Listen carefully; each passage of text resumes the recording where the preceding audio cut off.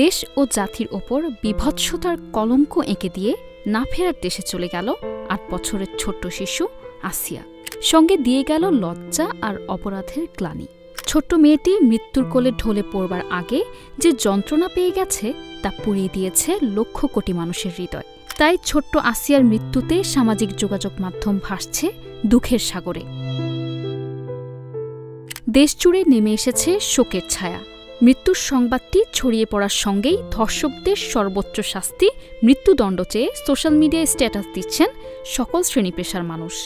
আসিয়ার মৃত্যুর সংবাদে নিজের ফেসবুকে পোস্ট করেছেন জাতীয় নাগরিক পার্টির দক্ষিণাঞ্চলের মুখ্য সংগঠক হাসনাত আবদুল্লাহ ও সংগঠনটির মুখ্য সংগঠক উত্তরাঞ্চলের সার্জিস আলম।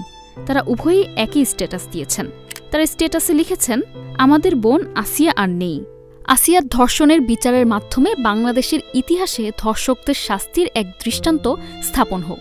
এদিকে শিশুটির মৃত্যুতে শোক প্রকাশ করেছেন প্রধান উপদেষ্টা প্রফেসর ড মোহাম্মদ ইউনুস। আসামিদের দ্রুত বিচারের আওতায় নিয়ে আসার নির্দেশ দিয়েছেন তিনি। এদিকে শিশু আসিয়ার জানাজায় অংশ নিতে মাগুরায় পৌঁছেছেন বাংলাদেশ খেলাফত মজলিসের আমির মাওলানা মামুনুল হক, হাসনাত আবদুল্লাহ ও সার্জিস আলম। মাগুরায় নির্যাতনের শিকার মেয়েটির মৃত্যুর পর তারা বিকালে মাগুরায় পৌঁছেছেন। একটি হেলিকপ্টার যোগে তারা বিকেল ৫টার দিকে মাগুরা স্টেডিয়ামে অবতরণ করেন। গত ৬ মার্চ মাগুরায় বোনের বাড়িতে বেড়াতে এসে ধর্ষণের শিকার হয় ৮ বছর বয়সী আসিয়া। পরের দিন তাকে মাগুরা ২৫০ শয্যা বিশিষ্ট হাসপাতালে ভর্তি করা হয়। অবস্থার অবনতি হলে পাঠানো হয় ঢাকা মেডিকেল কলেজ হাসপাতালে। পরে শুক্রবার রাতে তাকে লাইফ সাপোর্টে নেওয়া হয়। সংকটাপন্ন শিশুটিকে গেল শনিবার সন্ধ্যায় ঢাকা মেডিকেল কলেজ হাসপাতালের পেডিয়াট্রিক ইন্টেন্সিভ কেয়ার ইউনিট থেকে সম্মিলিত সামরিক হাসপাতালে স্থানান্তর করা হয়। পরদিন রোববার শিশুটিকে সিএমএইচে পেডিয়াট্রিক আইসিইউতে নেওয়া হয়।